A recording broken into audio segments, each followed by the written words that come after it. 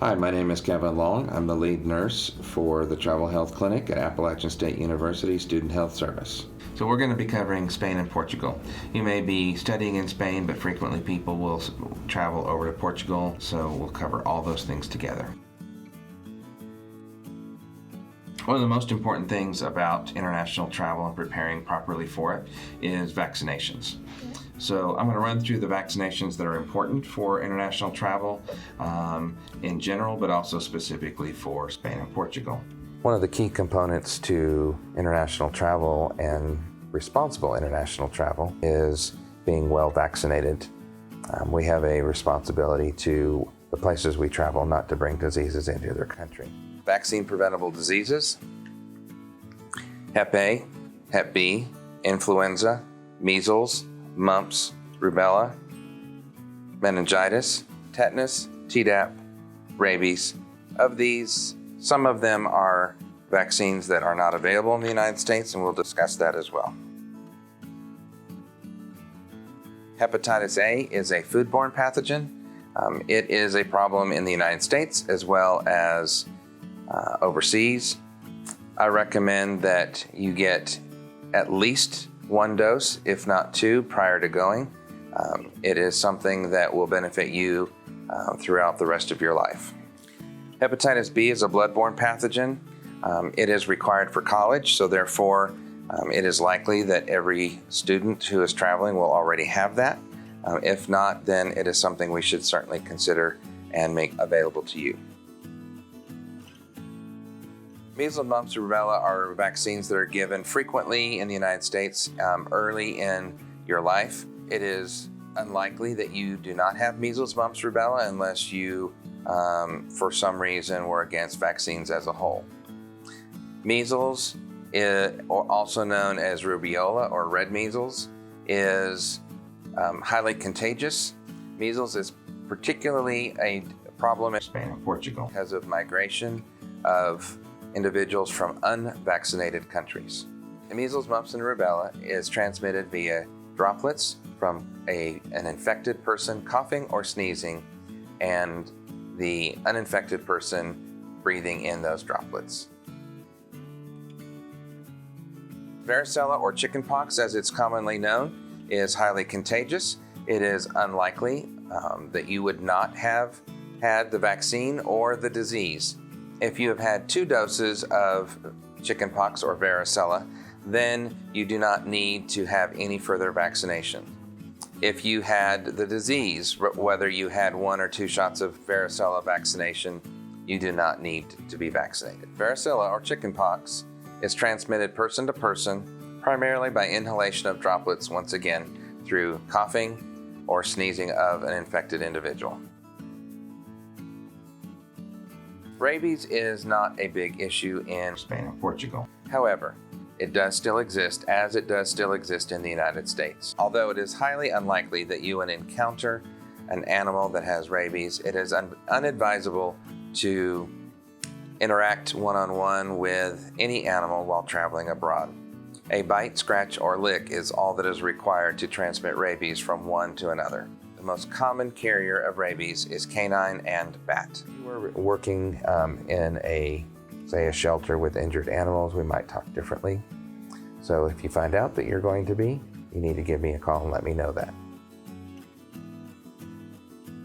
Meningitis is thought to be required in all students. However, it is not a requirement, and therefore a large number of students do not have the vaccination or have not been vaccinated in the last 5 years. Meningitis conjugated C is a strain that is highly prevalent in Spain and Portugal, and it is a standalone vaccination in childhood there. It is not advisable for anyone traveling to Spain and Portugal to get that vaccination as long as they have had a meningitis vaccination in the United States within the last 5 years. There are several at-risk groups: college students living in dorms, international travel, and international travel to the meningitis belt, which is in Africa. Since at least 2 of those will apply to you, it is recommended that you have a meningitis vaccination within the last 5 years. tetanus, diphtheria, or tetanus, diphtheria, and acellular pertussis, commonly known as the tetanus booster and Tdap. In the United States, tetanus is considered good for 10 years. When you go overseas, it's only considered good for 5 years. The reason behind that is, if you were to step on a nail 5 years and a month after your last tetanus vaccination, you will likely get a revaccination at that time. We prefer that you be vaccinated fully before you go abroad, so if you should have such an encounter or incident, that you do not need to worry about getting a vaccination while traveling. The big thing to remember about influenza, it is biologically impossible to get the flu from the flu shot. It is a immune response that some people are feeling and mistake for influenza. Imagine being on a plane for 10 hours or more, sitting next to someone who has influenza or the flu, and the chances of you getting it go up astronomically high. Frequently I'm asked, what is the flu season? The flu season is 24 hours a day, 7 days a week, 365 days in the year. There is high peak season and low season. And during that high peak season, we would normally see November to December start through February, March, sometimes April. For the most part though, anything in the Western Hemisphere is on the same flu season as what is in the United States. Travelers immunized with a current formulation more than 6 months earlier than your travel should get revaccinated, or at least discuss with an immunization consultant whether or not that would be necessary for their trip. So traveler's diarrhea is also a concern. Traveler's diarrhea comes from bacteria that gets in the gut through fresh water and vegetables. In Spain, there is a minimal risk of that. However, when you first get into the country, I recommend that you drink bottled water for a day or so. After that, pour bottled water over some ice, because that's made from tap water, which would have the local bacteria in it. Do that for a couple days, and at that point, you should be able to be completely fine with eating and drinking.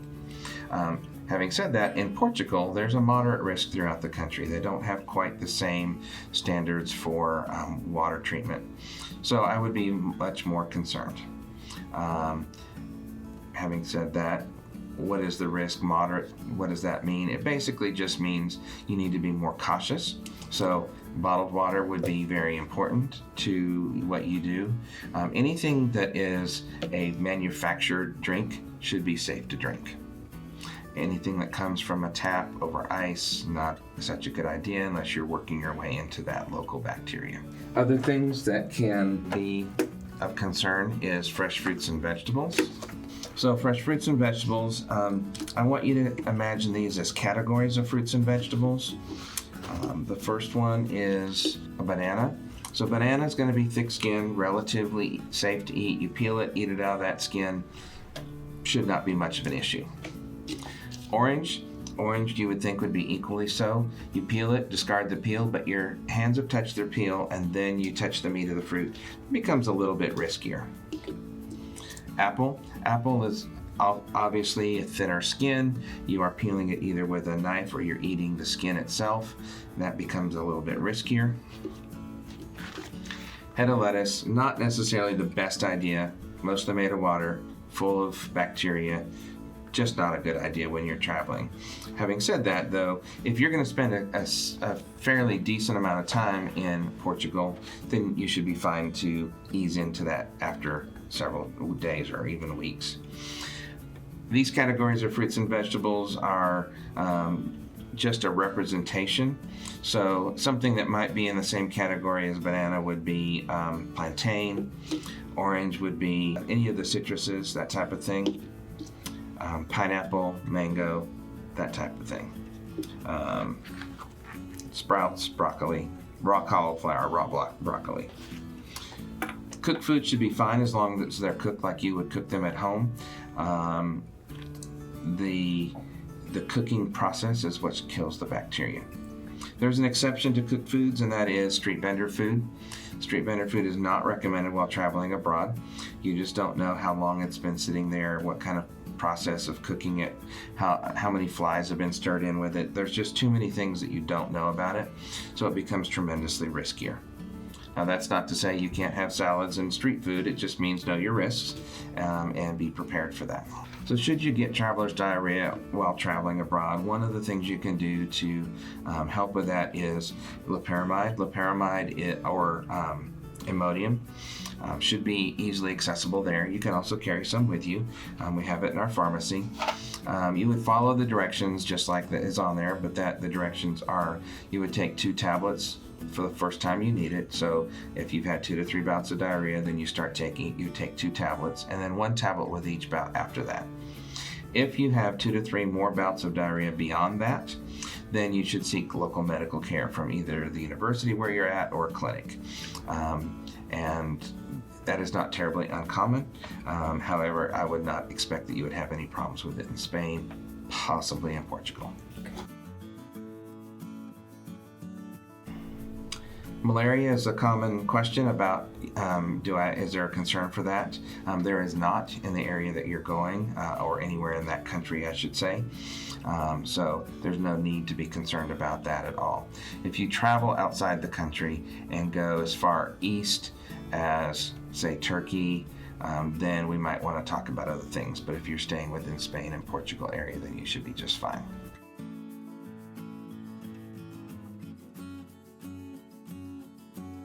Okay, so we're going to talk about dengue fever.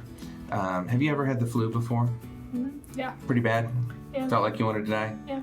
Imagine 10 times worse than that. That would be dengue fever. So dengue fever is not something that is normal for Spain. However, recently there have been several locally acquired cases. It comes from the mosquito. So it is recommended that if you're going to be outside in an area that is wooded, hiking, anything like that, where there's one mosquito, there's many. So I would recommend wearing DEET.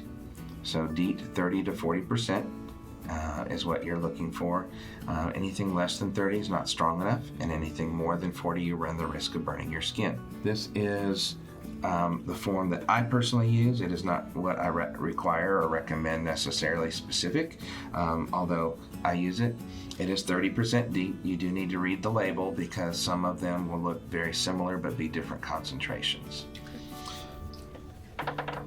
When you're in at-risk environment, you're going to want to apply it 4 times a day. So breakfast, lunch, dinner, and bedtime. Breakfast being first thing in the morning, lunch and dinner at that time. Your bedtime dose, if you will, is actually when it starts to get dark. That should cover you through the peak times that mosquitoes are biting, as well as the peak times that you might be sweating it off if you're being active. Obviously, if you get in the water, when you get out, you'll need to put that on. If you wear sunscreen, while you're also needing to use bug spray, sunscreen goes on first. You must wait 5 minutes before applying your bug spray. It gives the sunscreen time to do what it needs to do without being bothered by the bug spray. Having said that, the next time you apply it, you'll need to wipe down any of your exposed areas of skin with a baby wipe or something similar, and then reapply your sunscreen, wait 5 minutes, put your bug spray on. According to the label of bug sprays, it will say do not apply to clothing or any that are not specific for clothing because it is a greasy substance and they don't want to buy you new clothing. But if you're wearing clothing that is not too nice to be wearing for that, you probably shouldn't be wearing it anyway. I will tell you that I wear it when I'm in an at-risk environment. I will put it all over, including in my hair. I'll put spray scum in my hand. I'll rub it on my face, behind my ears, behind my neck, that type of thing.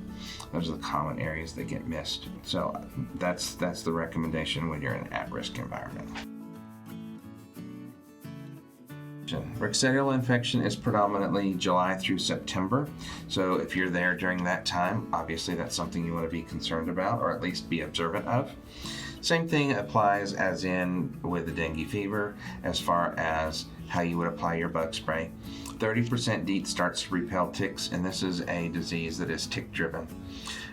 Less than 30% won't repel ticks adequately. Spain, there is also a risk of it, a low risk, but a risk nonetheless. It is highly related to activity June through October. So once again, bug spray is your friend. Leishmaniasis is another insect-driven disease, just like with dengue. You want to make sure that you're applying your bug spray appropriately. This does not come from a mosquito, but it comes from a small, almost gnat-like bug that can cause skin eruptions if you've been exposed. It is a dusk to dawn, so it just goes to show you there are some mosquitoes and some insects that bite during the day and some that are predominant at night. So West Nile virus, small risk, but a risk nonetheless. Mosquito driven, you're going to want to put on the bug spray. If you're in a building for most of your day and it is, air conditioned, got windows, you don't have to put on bug spray for that. But just keep in mind that if you're doing an activity afterwards that is going to require you to be in a wooded environment or studying while sitting in the field of campus or something, then that may be something you want to consider. Lyme disease can be an issue there, just like it is here in the United States. Just like we talked about for other diseases, bug spray 30% starts to repel ticks. Just don't go over 40. Over 40, you run the risk of burning your skin.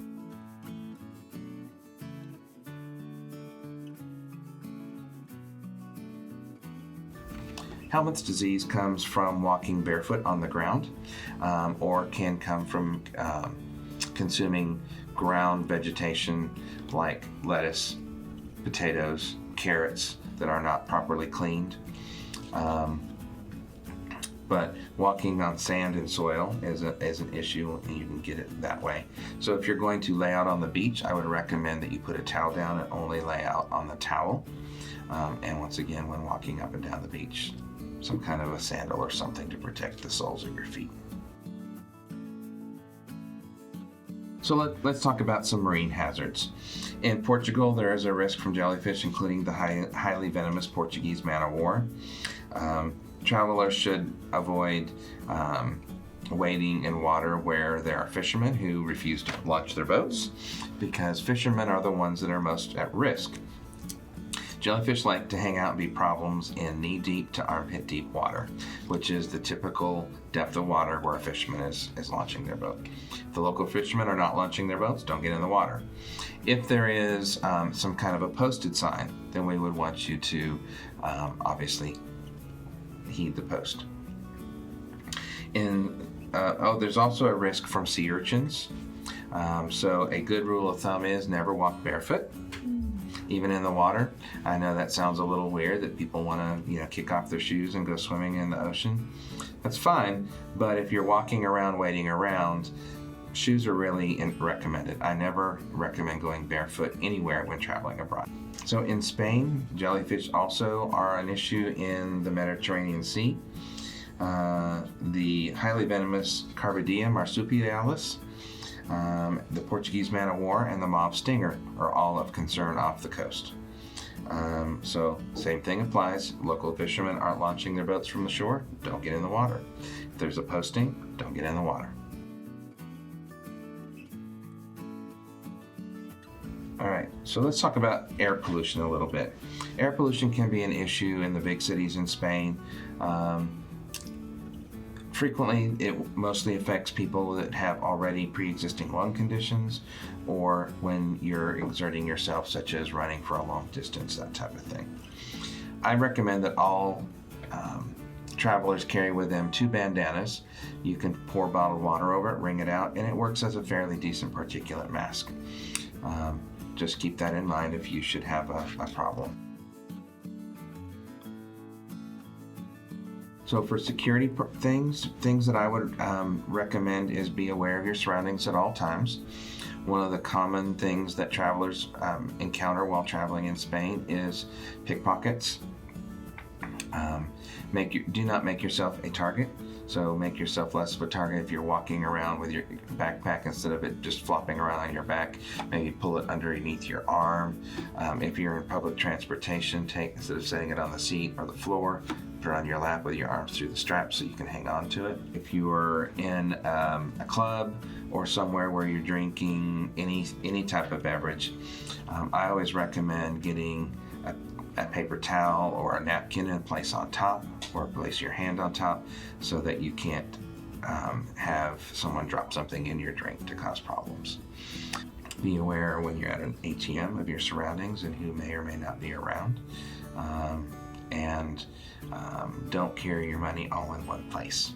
So I go a little bit overboard. I like to travel to places that are very dangerous, like Honduras and Costa Rica. Costa Rica, not as bad, but I carry money in both pockets. I actually have a 20 in both shoes and a 20 in my do-rag if I'm wearing a do-rag in a hot climate. That way, if I'm robbed, I haven't lost everything. There is what's called RF or radio frequency scanning. It's a technology that we use when you tap your card to a kiosk to pay or something like that, but there are readers that people can use and scan your card when you don't want them to. So there are little foil pouches that you can get to put credit cards in, to put your passport in, because your passport has RFID technology in it. I'm not quite sure what all is in it, but it is there. And so I carry that. You can buy wallets. My wallet is an RFID barrier. Just because they had issues with it as close as Charlotte. So currently there is a safety bulletin for protest in Catalonia. For any type of protest or demonstration, it is not recommended that you be in that direct area. Any protest that is peaceful can turn violent very quickly, and we would not want you, one, to get injured, or two, to be swept up in some kind of a police response. So if you encounter such a gathering, I would recommend that you either turn around and go back the way you came, or do a wide berth around them so that you do not get involved. No judgments when I say this, but sexually transmitted diseases are a bit of an issue. Approximately 6% of sex workers in Portugal are considered HIV positive. So it is important that you be very aware and very careful. Like I said, no judgment.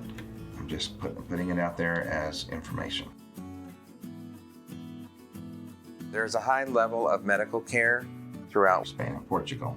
If you're traveling through App State, Office of International Education and Development, or through a program sponsored by App State, you will be required to have travel insurance through GeoBlue.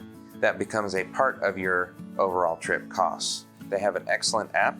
Once you download it and register, if you need a clinic or hospital, it will tell you the closest one to your current location. Do you have any questions? No. If anything should pop up, please feel free to reach out to me either via email or by calling me directly. I'd be glad to help you in any way you need.